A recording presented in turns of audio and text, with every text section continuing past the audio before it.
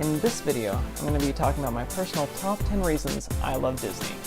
I was called out by D&G Explores, who tagged me in this challenge, and they have previously made one, and so I'm going to make one. And right now I want to call out 3 additional channels to make their top 10 Disney list, and that will be Oh Hello Robin, Ta-Ta for Now, and Cinder Alley Loves Disney.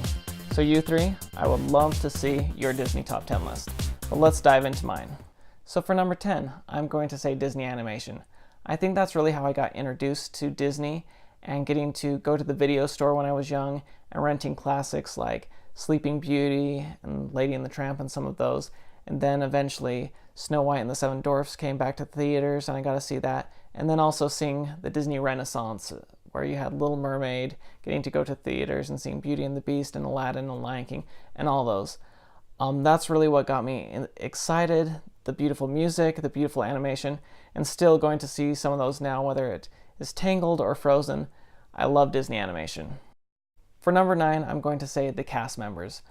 We've all heard about the Disney difference, and you can really tell when you're at the Disney parks, those cast members that love to be there and love to make those magical moments. But specifically, I'm going to call out the service you receive on the Disney Cruise Line. On my recent Disney cruise, I was completely blown away. Not only do they do the Disney difference, but they take it up a notch and maybe another notch. Whether it's your servers at dinner time, whether it's your room host who is there twice a day cleaning up your room, or just the other cast members you interact with, I was completely blown away by how great they were and how they went above and beyond to make our trip absolutely magical. Number 8, I don't consider myself sporty or a runner by any means, but I love Run Disney.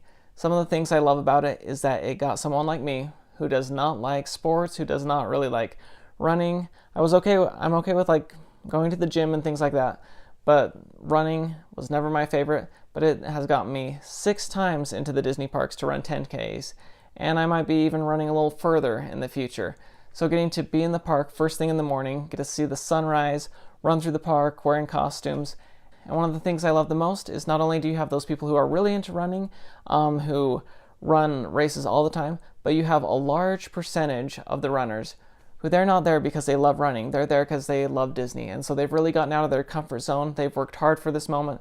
It's really fun to see those runners accomplishing this goal they set and finishing the race, and also getting to cheer them on along the way and being cheered on by those same runners throughout the race. It's a really awesome experience.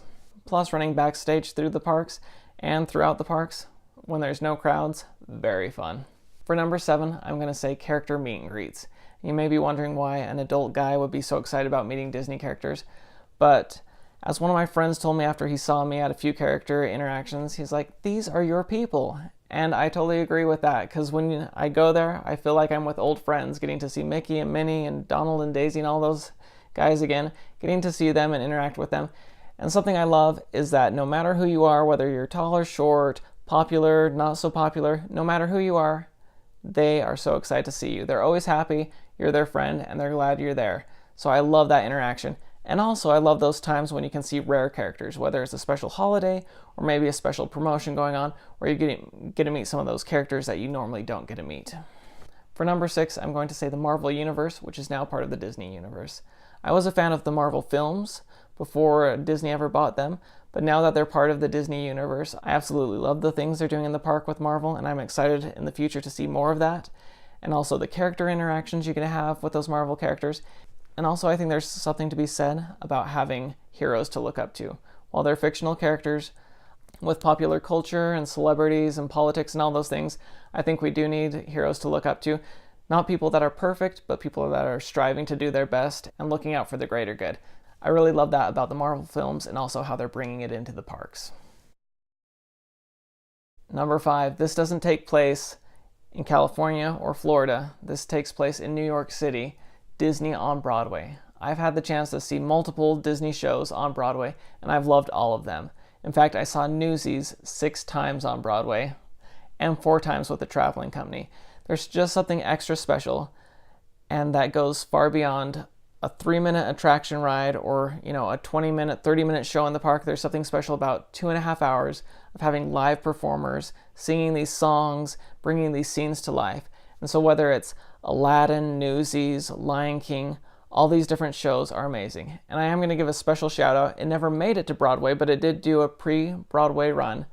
The Hunchback of Notre Dame. The additional songs they added for that were absolutely amazing. I got to see that in the La Jolla Playhouse down in California when they were doing a test run of it, and it was absolutely amazing. So if you get the chance, check out that cast album because it is amazing. For number 4, I said Imagineering. These are the people behind the scenes that dream up the big ideas, draw out the big ideas, and eventually build those big ideas into the attractions, the shows, and even some of the things you see on the cruise ship. Growing up, my dream job was always to be an Imagineer, and if I was given the opportunity now, I would definitely jump at that. I just find it amazing what Imagineering can do, whether it's taking you into the heart of Cars Land, or whether it's building some of my favorite attractions like Splash Mountain, or Indiana Jones, or Soarin', all of those things. So lots of my favorite memories have happened because Imagineering built those rides.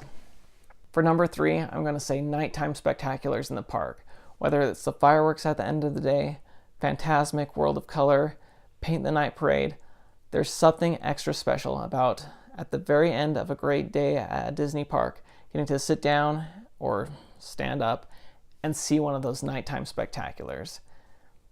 I think my all-time favorite is still Fantasmic at Disneyland, but I'm excited in the future to go to some of the other parks and see their unique nighttime spectaculars. For number 2, favorite part about Disney is Walter Elias Disney, the man himself. There's something very special, I think, about having Walt at the head of the company.